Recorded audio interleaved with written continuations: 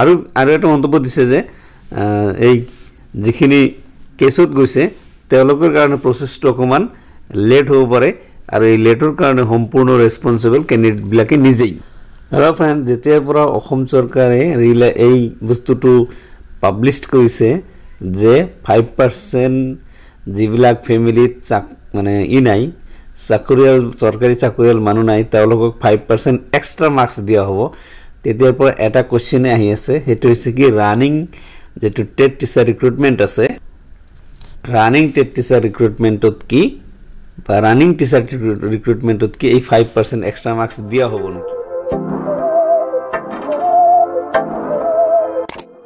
সব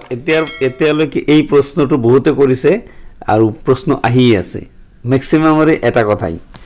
যেহেতুকে অসম চৰকাৰে এইটো এটা এডটো পাবলিশ কৰিছে মই তেতিয়া এনসাৰ দিছিলো কথাটোৰ আপোনালোকে হয়তো মাৰ্ক কৰা নাই মই যোৱা ভিডিওত আলোচনা কৰিছো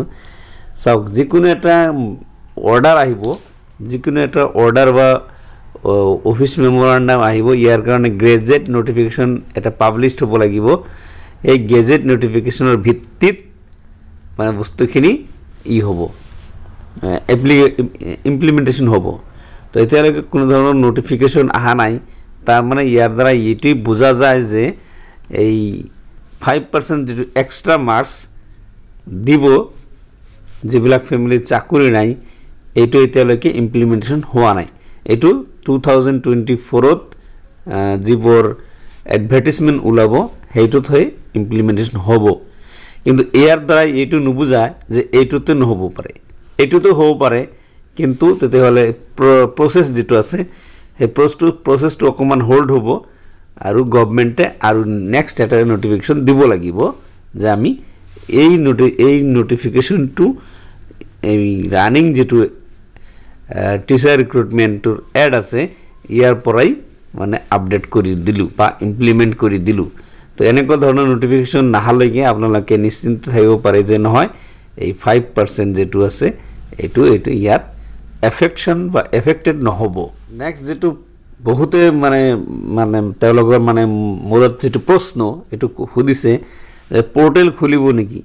ফৰ নিউ সিটেটৰ ৰিজাল্ট সাগে দিছেই তো পোৰ্টাল খুলি দিব নেকি এটা চাওক এতিয়ালৈকে কোনো ধৰণৰ ইয়াৰ ওপৰত আপডেট নাই বা কোনো ধৰণৰ ইয়াৰ ইনফৰমেশন নাই খুলিব নখুলিব নাই কিন্তু ক্যান্ডিডেটসৰ ওপৰত কথা এটা সৰ্ট আউট খিনি হৈ আছে যদি গভৰ্নমেন্টে ইচ্ছা কৰে যে কম হৈছে ক্যান্ডিডেট বা আৰু এটা সুযোগ দিব লাগে কম মানে হেৰি নহয় পোষ্টতকৈ কম নহয়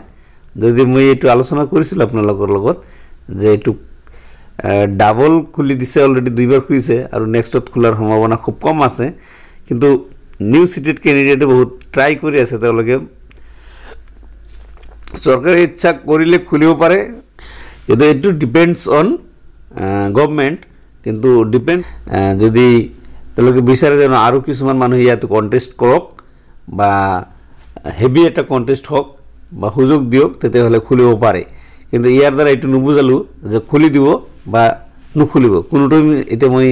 ক'ব নোৱাৰো কাৰণ মই ইনফৰমেশন পোৱা নাই নিউট্ৰাল এটা মন্তব্য দিলে যেহেতু আপোনালোকে প্ৰশ্ন কৰি আছিল গতিকে মই ভাবিলো যে টেনশন দি দিও কিন্তু দুইবাৰ যেহেতু খুলিছে নেক্সটত হয়তো খোলাৰ সম্ভাৱনা কম আছে হেল্ল ফ্ৰেন্ডস এয়া হৈছে এটা নেক্সট এটা কোশ্চেন এটো হৈছে শিক্ষক ৰিলেটেড কোশ্চেন এটো হৈছে কি যে টেট টিচাৰৰ অপচন সম্পৰ্কে কি কলে শিক্ষামন্ত্ৰী ডাঙৰীয়া আজি এটা মন্তব্য দিছে টেট টিচাৰৰ অপচনৰ লৈ প্লাই যে টেট টিচাৰ সকলে যেবিলাক কন্ট্ৰাক্চুয়াল টিচাৰ কাম কৰি আছে কন্ট্ৰাক্চুয়াল পদত তেওঁলোকক অপচন দিছিল যে আপোনালোকে কন্ট্ৰাক্চুয়াল থাকিব না ৰেগুলাৰ হ'ব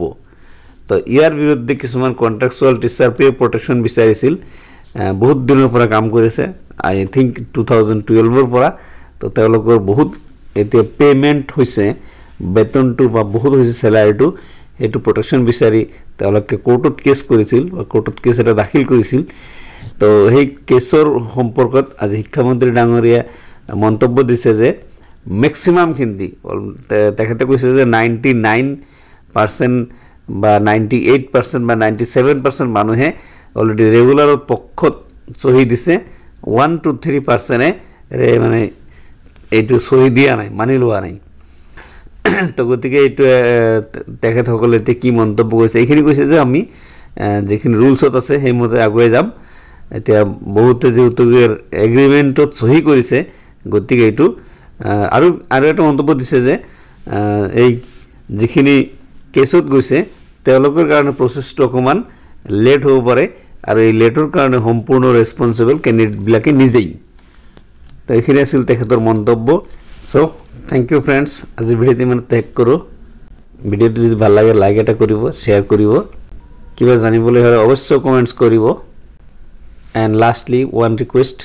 যদি এতিয়ালৈকে চেনেলটো সাবস্ক্ৰাইব কৰা নাই তেনেহলে সাবস্ক্ৰাইব কৰিবলৈ নাপাহৰিব সো অল দ্য বেষ্ট জনা ভিডিও পৰা বিদায় লৈছো